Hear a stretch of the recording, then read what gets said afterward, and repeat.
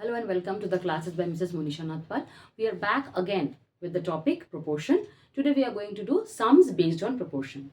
As you can see, the first sum on the board, there are 4 terms given to you which are in proportion. 1 by 6 is to x is as half is to 1 by 5. So we have to find the x over here. So since this is a proportion, we have learnt our cross product rule, which says that product of extremes is equal to product of means. So here we have to find the x. So x is a mean term over here. That means product of the means, x into half, is equal to product of the extremes, that is 1 by 6 into 1 by 5. That means x will be into 1 by 2 is equal to 1 by 30. So x will be 2 into 1 by 30. That is, so x is equal to 1 by 15.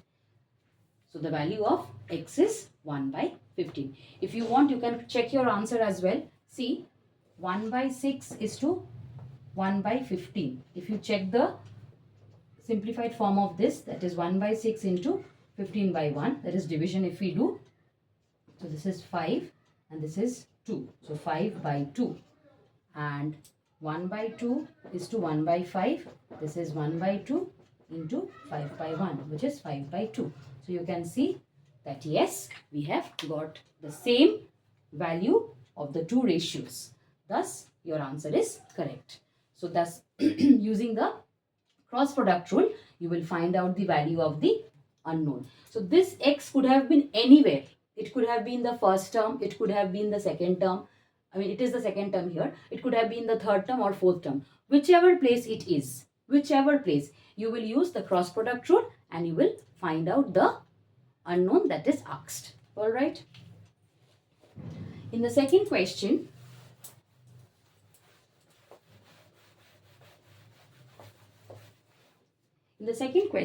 we see that the 3 terms are in continued proportion. So if 3 terms are in continued proportion, what does it imply? That is a by b is equal to b by c. That is b square equals to ac. This is what we have studied in our previous video. If anybody has missed out the previous video based on proportion for the theory, please go back to the video, the link of which will be mentioned here in this video as well. So please go through that in order to make your concept clear. So b square is equal to ac. This is what our continued proportion tells us. So here in this sum we have 32, 16 and x. So how to find out the x over here? That means 32 by 16 should be equal to 16 by x, which means product of means is equal to product of extremes you can use, or you can simply solve it from here also. So this will be 2's are, so 2 is equal to 16 by x. So x is equal to 16 by 2, which is x is equal to 8. This way you can do, that is this by this is equal to this by this. You're simplifying for x. This is one way of doing. Or b square is equal to ac, that is 16 into 16. This is a, b, c. So 16 into 16 is equal to 32 into x. Or your x will be equal to 16 into 16 by 32. So x is equal to 8. So your value for x is 8. Alright. I hope this is clear. Going to the third problem, which says find out the mean proportional between half and 1 by 72. So this is a sum based on continued proportion.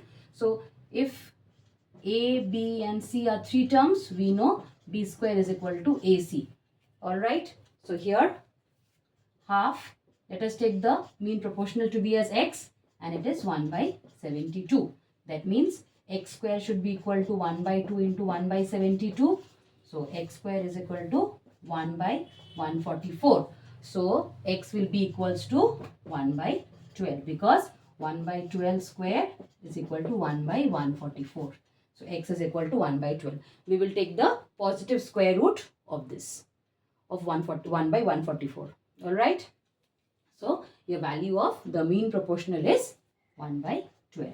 So this solving sums based on proportion is basically on the formula that we have learned, that is product of means is equal to product of extremes, and for continued proportion we know b square is equal to ac. This is also an extension of product of means is equal to product of extremes. Here the mean term, that is b, it is taking the place of the second and third term as for the normal way how we write proportion. So here b is repeated twice. So here mean term, that is b takes two places. So b square it becomes. So b square is equal to ac. So you can use this and simplify. So these were the different variety of sums that you can have while solving sums in proportion. So I think this will help you in solving your doubts based on proportion and completing your lesson. So please remember, if you miss out any videos based on this chapter, ratio and proportion, the links of all the videos will be mentioned in the description box. And again, before I end, please remember, if you like the channel, please do like, and your comments are most welcome. I would like to have more of your feedback so that I can improve the videos. And don't forget to share the videos if you really like them. And till then, bye and see you soon in the next video.